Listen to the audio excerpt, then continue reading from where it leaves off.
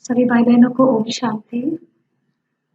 हम सभी जीवन कहानी को अभी सुनेंगे, लेकिन उसके पूर्व आपको जीवन कहानी को सुनने के पहले उसकी जो पूर्व तैयारी जो थी उसका 2 मिनट हम अनुभव आपके सामने रखेंगे। जब जीवन कहानी को तैयार करना था तब उस समय हम जैसे योग के लिए बैठे थे, पारुल बहन को ये संकल्प आया कि सभी भाई बहनों को जीवन कहानी जो है वो सुनाई जाए। इसके लिए उन्होंने मुझे कहा कि जीवन कहानी जो है वो आपको पढ़नी है और फिर उसका रिकॉर्डिंग जो है वो करना है। तो इस प्रकार से इस जीवन कहानी के अंदर कई ऐसे कुमार और कुमारियाँ जो है वो तैयारी कर रहे हैं।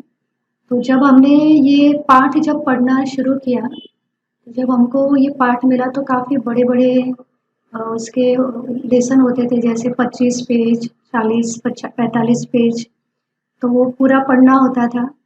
जब आप पढ़ते थे तो याद होता था, लेकिन जब स्क्रीन के सामने आते थे तो फिर बहुत कुछ भूल जाता था। लेकिन ये अनुभव होता था कि कैसे करण करावनहार बाबा जो है वो कराते थे। और दूसरा कि अनुभव किया कि कैसे दिन रात पढ़ने में ही हम रहते थे।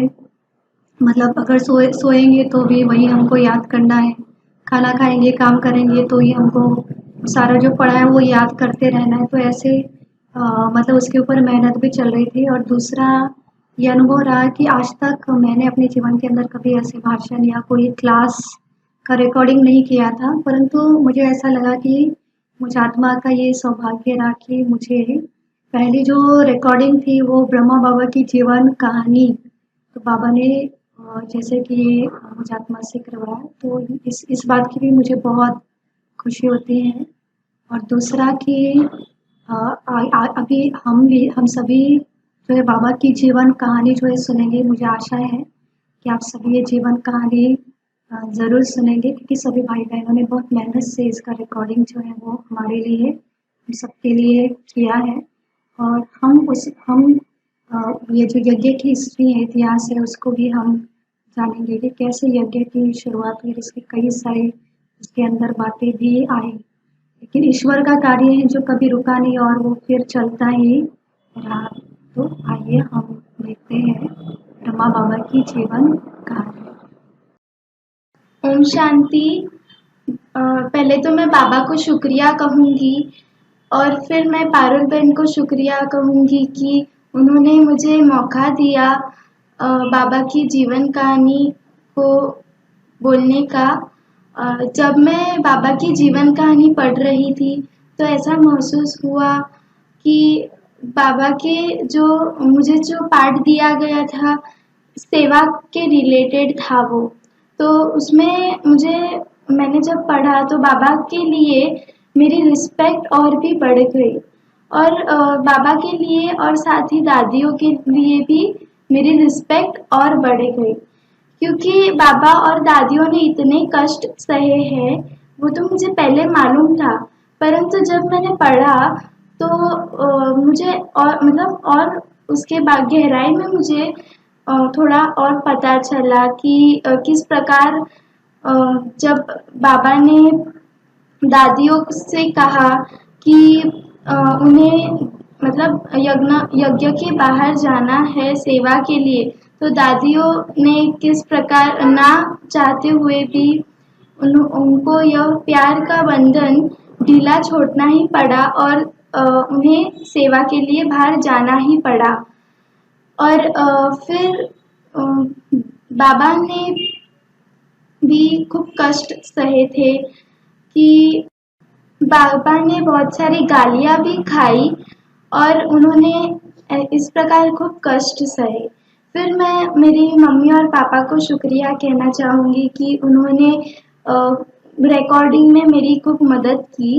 मम्मी ने जब मुझे बहुत सारे बाबा की जीवन कहानी में बड़े बड़े वर्ड्स थे तो उसे प्रोनाउंसिएशन में बहुत प्रॉब्लम होती थी, तो मम्मी ने वो आसान करके दिया और वो मुझे बहुत मदद करती थी। मतलब जो लाइन हार्ड है उसको समझा के वो किस प्रकार बोलना है उसके लिए भी वो मदद करती थी। और थैंक और मुझे आशा है कि आप भी यह जीवन कहानी बड़े प्यार से सुनेंगे और यह जीवन कहानी से आप अपने जीवन में कुछ चेंजेस लाएंगे। तो ओम शांति। ओम शांति। जीवन को पलटाने वाली इस अद्भुत कहानी में आप सभी का स्वागत है। इससे पहले कि हम इस कहानी को शुरू करें, मैं कुछ शब्दों में अपना अनुभव सुनाना चाहूँगी। कुछ दिन पहले जब दीदी का फ़ोन आया था और दीदी ने बोला कि ब्रह्मा बाबा की जीवन कहानी सुनानी है, उसे वीडियो रिकॉर्डिंग करके ऐसे। जब मैंने देखा कि इतना सब कुछ है, इतना बड़ा चैप्टर है, 40-40 पेज है, उसे लर्न करके बोलना है, तो फिर मैंने तो मना कर दिया क्योंकि इतना सब कुछ था। तो टेंशन आने लगा कि इतना सब कुछ कैसे करेंगे। लेकिन उस दिन पीस ऑफ माइंड चैनल पे शाम को एक भाई का क्लास लगा था और उन्होंने ब्रह्मा बाबा जब साकार में थे उस समय की एक कहानी सुनाई। एक बार ऐसा हुआ कि बाबा जब झोपड़ी के यहाँ पे खड़े थे तो उनके पैर के पास एक सांप आ गया था। तो बाबा ने वहाँ पे जो कोई भाई होंगे सेवा के लिए, उन्हें बुलाकर कहा कि इस बच्चे को छोड़ कर आओ। तो अब वो भाई सोच में पड़ गए कि अभी मैं इस सांप को कैसे उठाऊं, कपड़ा लेकर आओ, चिमटा लेकर आओ, अभी कैसे लेके जाऊं, क्या करूंगा। तो ब्रह्मा बाबा तक उसका संकल्प पहुंच गया। ब्रह्मा बाबा ने उस भाई को कहा कि बच्चे, आपको किसने कहा है। मतलब बाबा के कहने का भाव ये था कि आपको आज्ञा देने वाला कौन है। भले तन ब्रह्मा बाबा का था, लेकिन जो रिस्पॉन्सिबिलिटी देने वाला तो शिव बाबा था। तो अगर रिस्पॉन्सिबिलिटी स्वयं भगवान ने दी है तो फिर जो भी होगा वो उसकी रिस्पॉन्सिबिलिटी, हमारी रिस्पॉन्सिबिलिटी भगवान लेगा। ऐसे बाबा के कहने का, ब्रह्म बाबा के कहने का भाव था। जब ये बात उस भाई को टच हुई तो उन्हें समझ में आ गया। फिर ब्रह्मा बाबा ने कहा कि आप इस बच्चे को दूध पिलाकर इसे जंगल में छोड़ दो। तो देखो, बाबा ने उस सांप को भी बच्चा कहा, माना बाबा ने हर आत्मा को, ब्रह्मा बाबा ने हर आत्मा को भगवान के बच्चे के रूप में ही देखा। और जैसे जब मैं इस कहानी को पढ़ रही थी तो ब्रह्मा बाबा और दादियों के सामने बहुत सारी परीक्षाएं, लेकिन बाबा ने कभी ये नहीं कहा कि मेरे साथ ऐसा क्यों हुआ, ये लोग ऐसा क्यों कर रहे हैं। बाबा ने उन्हें सबको आत्मिक दृष्टि से ही देखा और उन्होंने यही सोचा कि ये सब भगवान के ही बच्चे हैं और ये इसलिए ऐसा करते हैं क्योंकि उन्हें पता नहीं कि स्वयं भगवान इन्हें आज्ञा दे रहा है और ब्रह्मा बाबा के तन द्वारा नई दुनिया की स्थापना का कार्य करा रहे हैं। तो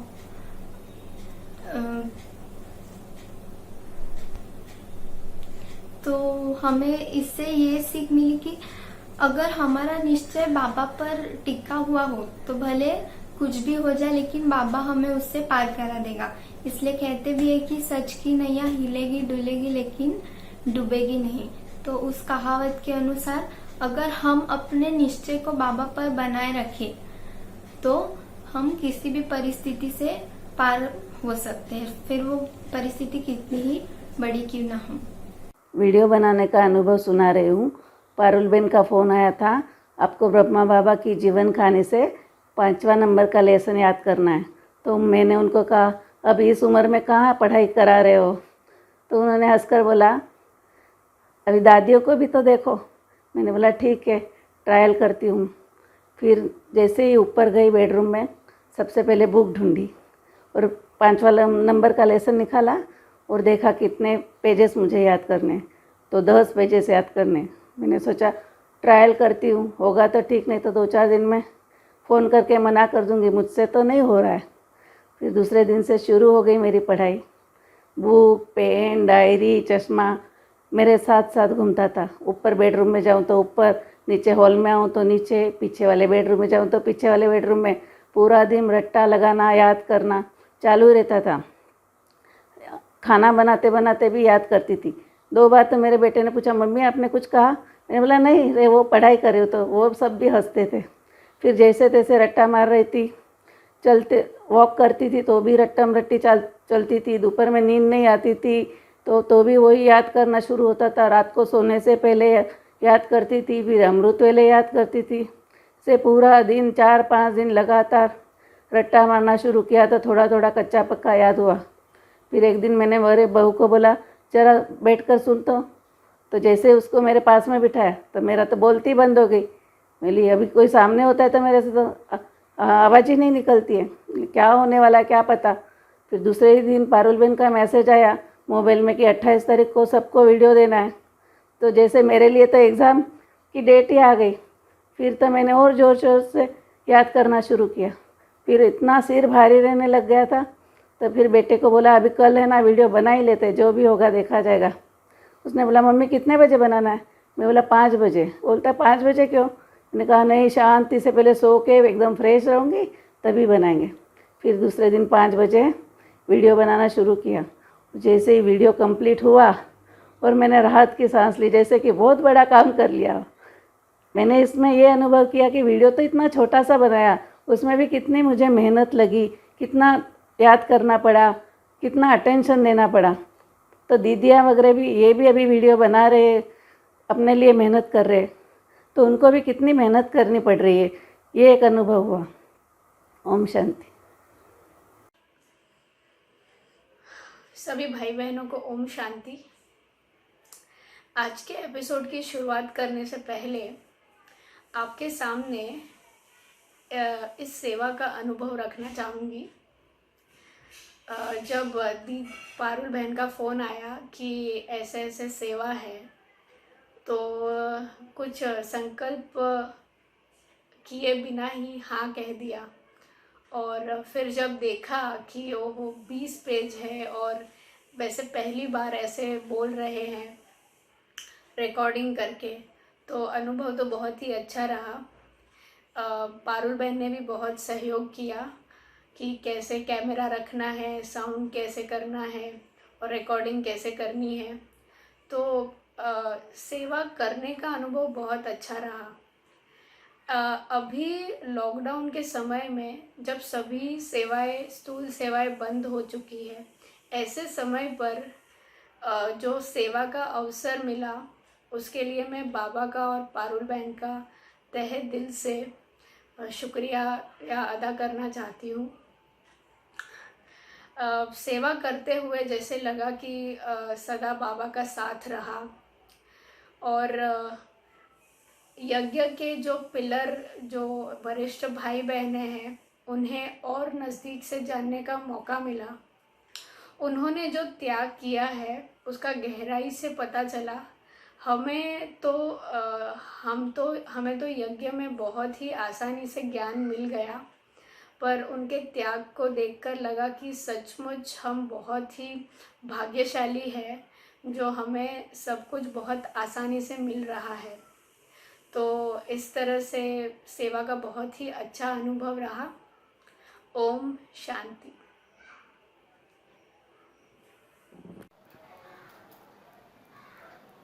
ओम शांति। अभी हमको रिकॉर्डिंग के समय कैसे बैठना, कैसे बात करनी, कुछ भी मालूम नहीं था। हमने तो बाबा की जीवन कहानी सुनाने के लिए कहा तो मुझे लगा कि हम कर सकते हैं। दीदी को मैंने सीधा कह दिया कि हाँ दीदी हम कर सकते हैं। लेकिन जैसे ही रिकॉर्डिंग करने बैठ जाते थे तो उस समय ऐसे डर लगता था कैमरा के सामने देखकर कि सब कुछ जो याद किया था वो सब भूल जाते थे। एक बार हो गया, एक बार तो 12 मिनट का मैंने चलो कैसे भी करके 12 मिनट मैंने बोल दिया, लेकिन प्रदीप भाई ने हाथ में कैमरा लेकर वो शूटिंग किया। फिर उनका हाथ दर्द होने लगा और उसमें भी आधा बीच में रुक जाती थी और फिर वापस रिकॉर्डिंग किया, फिर वापस उनको दीदी को भेजा। ऐसे करके 5-6 बार हमने रिकॉर्डिंग किया, लेकिन रिकॉर्डिंग के समय हम पूरी बाबा की बातें भूल जाते थे। ऐसे इतना डर। और फिर एक बार तो हमने नहीं मैं कर सकती हूँ, ऐसे करके बैठ गई और जैसे ही बैठ गई वैसे बाहर की आवाज़ें हमको सुनाई देती थी और हमारा मन इधर उधर जाने लगता था ना। इतना मना ये हो गया कि अभी कैसे सुनाएंगे हम। मुझे तो लगा कि मुझे याद तो है लेकिन मैं क्यों नहीं सुना सकती हूँ।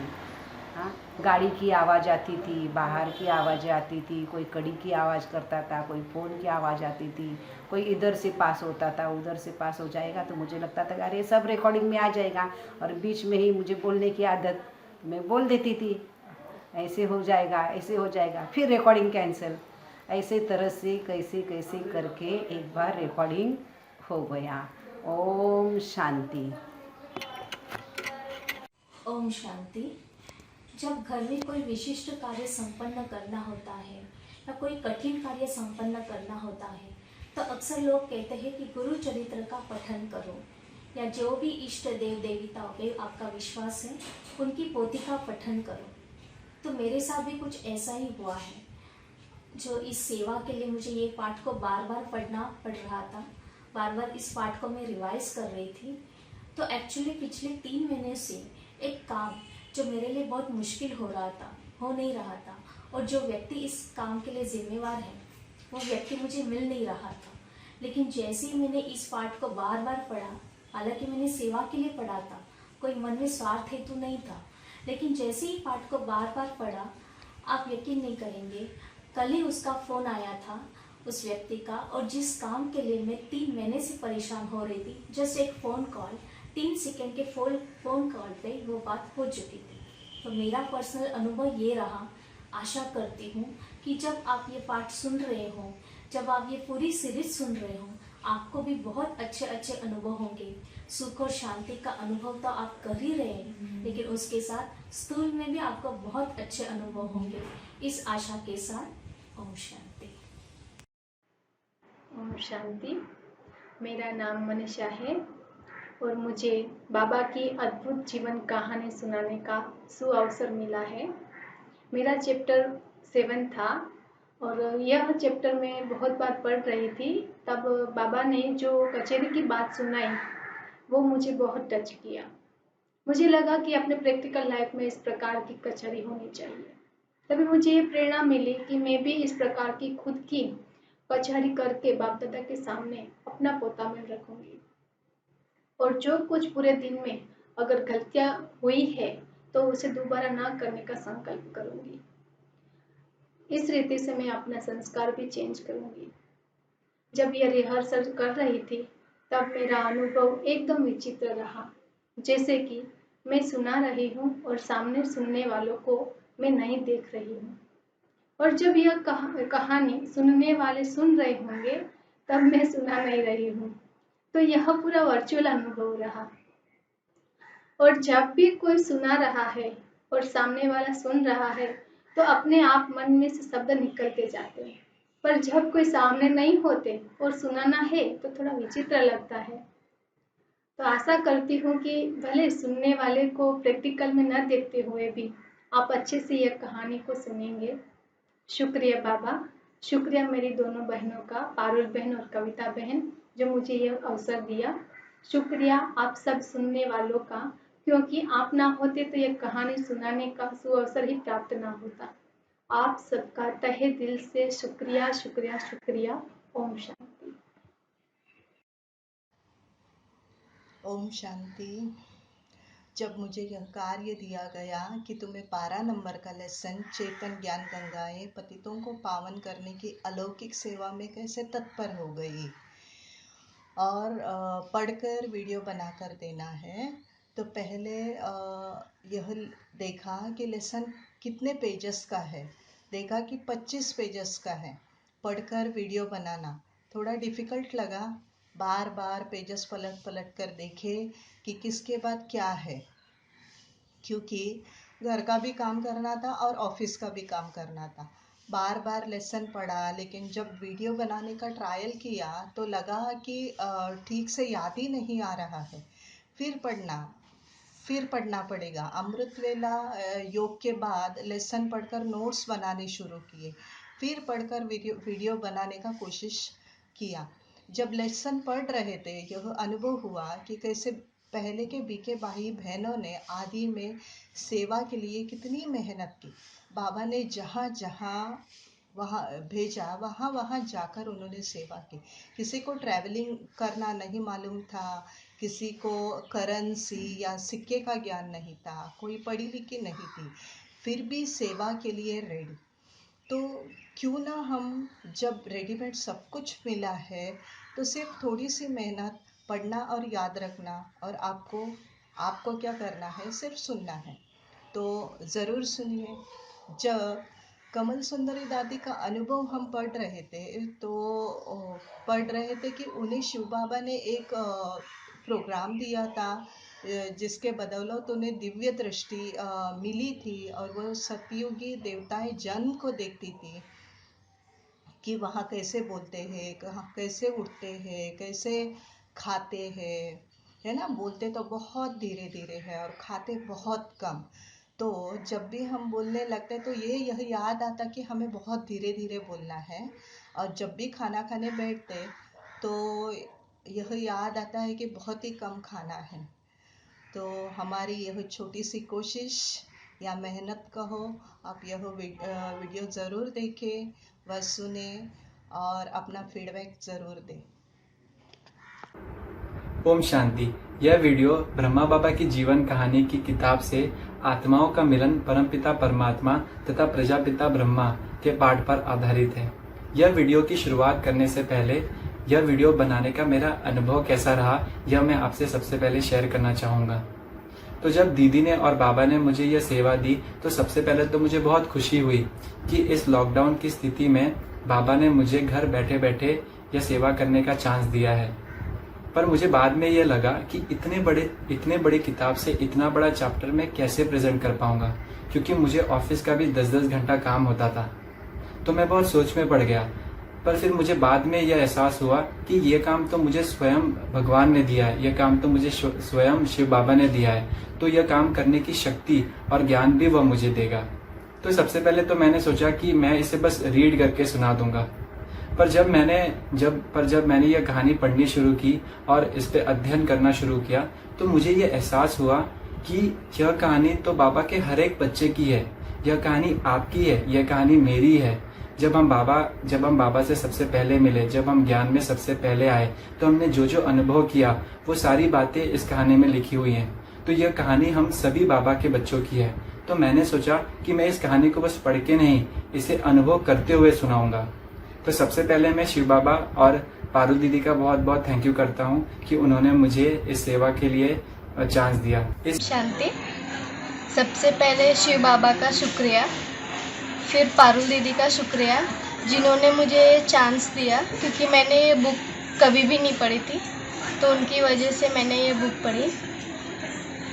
ऐसे तो ये बुक पढ़ के ब्रह्मा बाबा के प्रति और भी रिस्पेक्ट बढ़ गई, क्योंकि उन्होंने कितनी सारी सेवाएं, जैसे कि उन दिनों बहुत सेवा करना उतना सरल नहीं था, परंतु बाबा ने हर एक सेवा की, और बाबा ने हर एक सेवा सहज रीति से की, और सब सेवाएं सफल गई। उन दिनों माताओं और कन्याओं पर अत्याचार हो रहे थे, अन्याय हो रहे थे। उन्हें बाबा के पास आने के लिए उतनी परमिशन नहीं होती थी, परंतु उन्हें बाबा के कार्यों के लिए, बाबा की सेवाओं के लिए बहुत लगन थी, और वो हर एक सेवा ब्रह्मा बाबा के साथ लगन से करते थे, और उनकी हर सेवा सफल होती थी।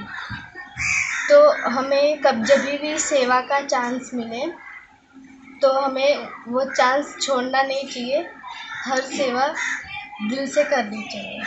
और यह बुक पढ़ के मुझ में सेवा के प्रति और भी कॉन्फिडेंस आ गया कि जब भी मुझे सेवा का चांस मिलेगा, तो मैं कभी भी वो चांस को मिस नहीं करूँगी। ओम शांति।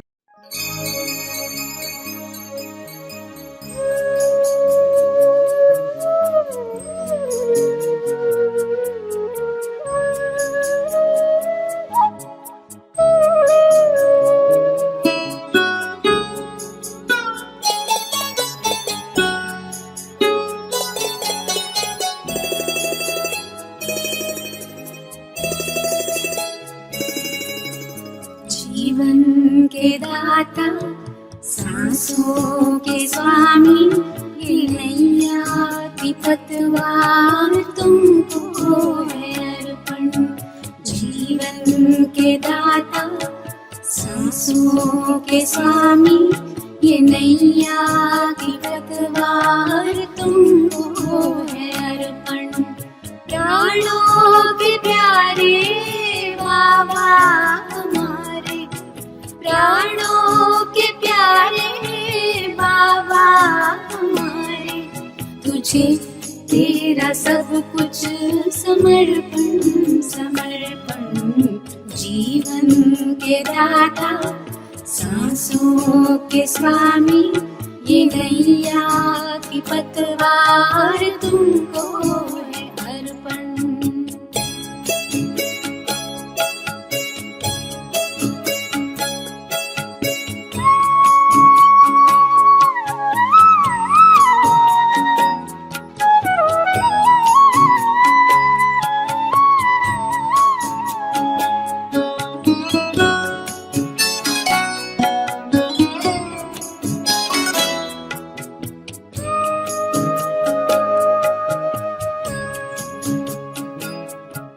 सदा के साथी सच्चे सहारे, तेरे थे तेरे हैं तेरे ही रहेंगे। तुम्हारी ही श्रीमत पे चलते रहेंगे, कहेंगे जो भी हम वो करते रहेंगे। दिल के दिलाराम दिल से हम कहते, दिलों जान से बाबा तुझ पे है अर्पण। प्राणों के प्यारे बाबा हमारे, तुझे तेरा सब कुछ समर्पण समर्पण। जीवन के दाता सांसों के स्वामी, ये नैया की पतवार तुमको है अर्पण।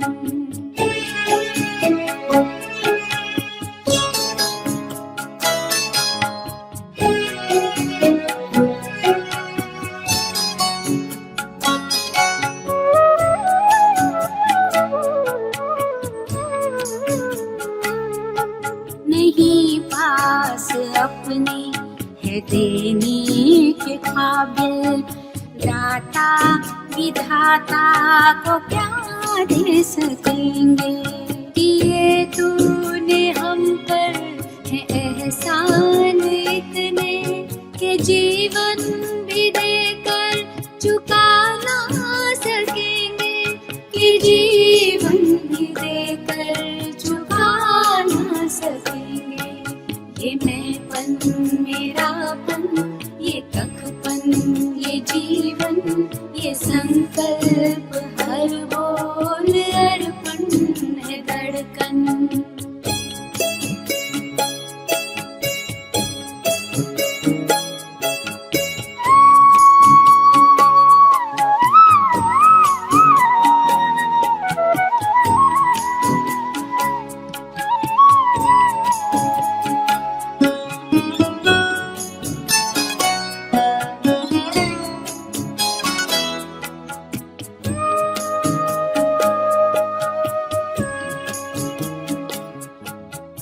तू आश विश्वास बल है भरोसा, तू बाब संसार साकार सपना।